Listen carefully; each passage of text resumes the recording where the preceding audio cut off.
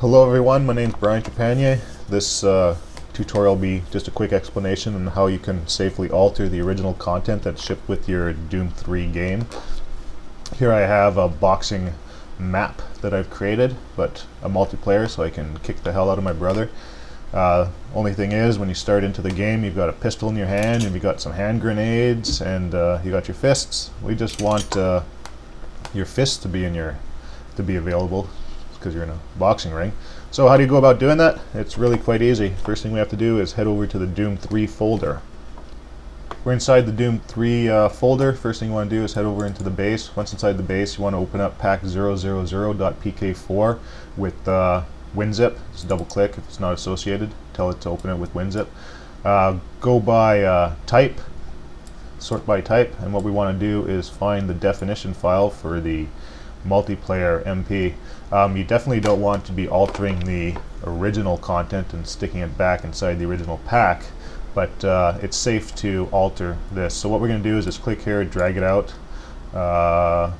Yes, bring it out there. It's still in there, safe.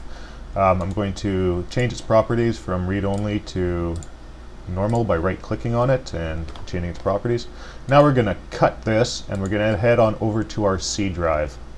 On our C drive, we have the different folders we've made for our previous pack creations and maps and whatever for Doom 3. You have your DEF folder. Inside your DEF folder, right-click and paste the def that you've just made.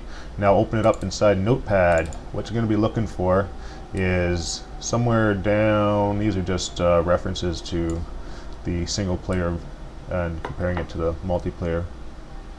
Okay, we're coming down to player model.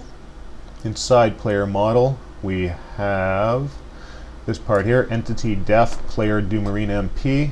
It has the weapons that you come in with, which are here: weapon fist, weapon pistol, weapon flashlight, weapon hand grenade. We're going to get rid of weapon hand grenade and weapon pistol, and now we can just save that. Save. And we head back over to the C drive, and on the C drive you right click on side of this and add it to a zip, and we're going to add the zip right to that front end here, and we'll call it 667 because well, first, never mind why because yet. Turn this off, turn on save full path info, add. It's added the MP.DEF, and it's inside there with its path info. Now the purpose of the numbering convention used to make the files here, let's take this, cut it, head over to the Doom 3 folder. Inside the Doom 3 folder, over to base, paste, and we now have this in here. We are going to rename this PK4, and yes, we want to actually change it, but we want it to be named pack.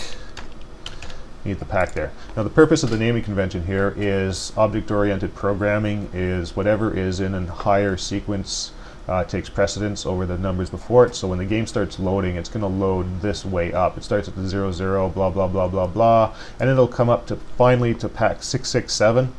It's going to see there's an MP.DEF inside of there, and its contents here will overwrite the MP.DEF that came out of here. So if you're making custom PK4 files to send to people, and that might want to make a little note as to what the different numbers contain, so if anything's messing up anybody's game, they can just take out that particular PK4 and solve the issue. So we have that in there now, and we can go start the game.